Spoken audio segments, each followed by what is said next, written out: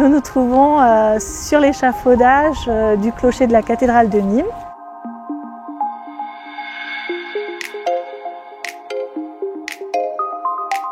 Nous étudions sur cette partie du clocher des vestiges qui vont de l'époque gothique, la fin du XVe siècle, jusqu'à l'époque contemporaine, le milieu du XIXe siècle.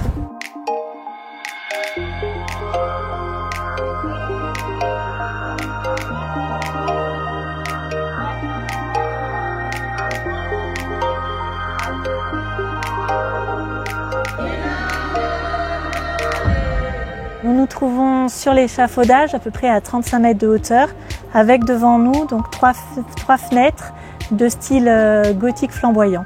Elles sont composées d'un arc en accolade surmonté au centre par un pinacle très décoré. On a l'opportunité, la chance de voir de près à la fois la découpe des pierres et l'ensemble des éléments sculptés, notamment des petits décors floraux que l'on ne voit pas du tout évidemment du bas.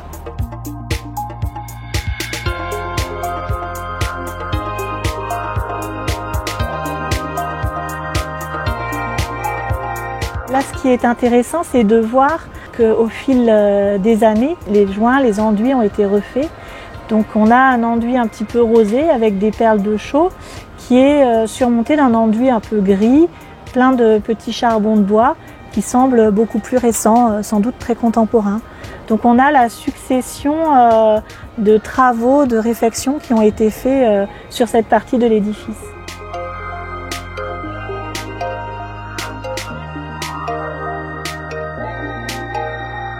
La cathédrale, c'est un bâtiment emblématique de la ville de Nîmes parce qu'il se trouve au centre de l'Écusson, qui est la ville resserrée du Moyen-Âge.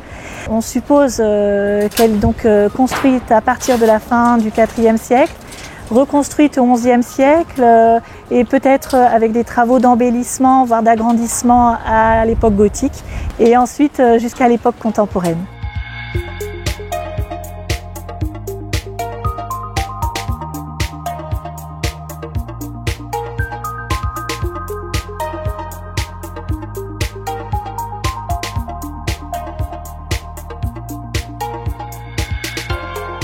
On connaît finalement l'édifice qu'à partir des maçonneries du XIe siècle que l'on voit en bas, sur la façade.